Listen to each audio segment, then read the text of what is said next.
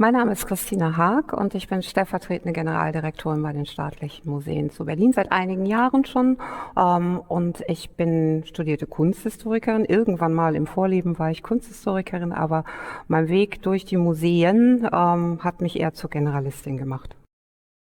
Warum ich mich für dieses Objekt entschieden habe, im ersten Moment, weil mich archaische Skulpturen ansprechen und sie hat einen archaischen Charakter durch dieses ganz Blockhafte und auch eher, ohne ihr zu nahe zu treten, grobe in den Linien.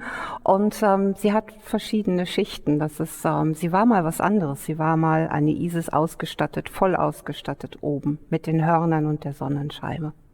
Und sie ist gewandelt im Sinne unserer westlichen europäischen Mariensymbolik. Kann ich mich mit diesem Objekt identifizieren? Die Isis steht für allumfassend, über vieles schauend, über Tod, Himmel, Erde. Ich würde mich, weiß Gott, nicht gleichsetzen wollen, um Himmels Willen, aber das Allumfassende und das Generalistische ist es vielleicht, ja.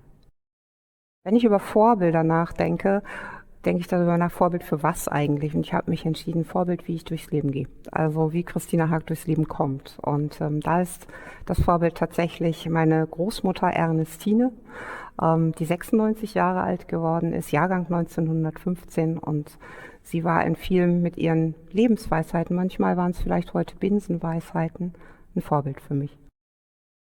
Mein 20-jähriges Ich ist noch nicht ganz so lange her, in Anführungsstrichen, aber ich kann mich zumindest gut erinnern. Was würde ich ihm raten? Nicht immer sofort mit dem Kopf durch die Wand zu wollen, sondern vielleicht einfach mal hinzugucken, abzuwarten, andere machen zu lassen und zu beobachten, auch so im Sinne von aktivem Nichthandeln, Wu Wei im Chinesischen.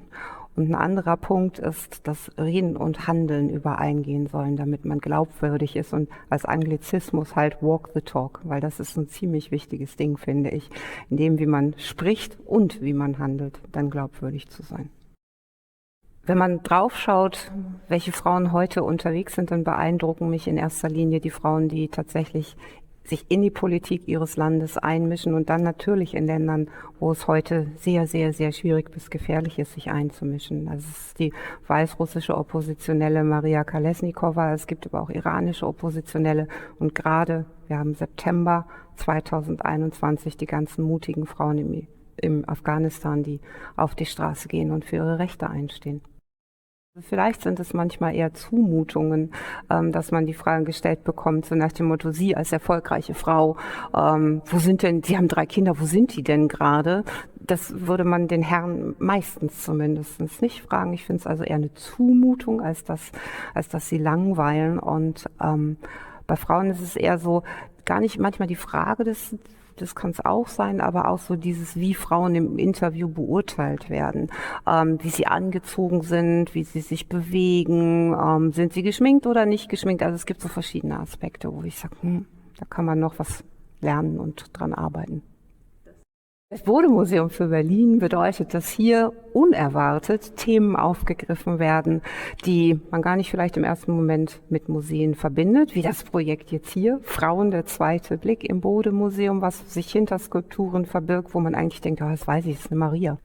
Berlin ist für das Bode-Museum der geborene Partner, logischerweise. Denn dort draußen sind die Partner für all die Themen. Dort draußen ist der Kunde, wenn man so will, die Besucherinnen und Besucher, die in dieses Haus kommen und mit denen man auch diese Themen entwickelt, weil immer nur einseitiger Sprech von einem Kurator gegenüber einem Besucher oder Besucherin, nein, miteinander. Und das macht das Bode-Museum vor. Und das ist das Tolle daran.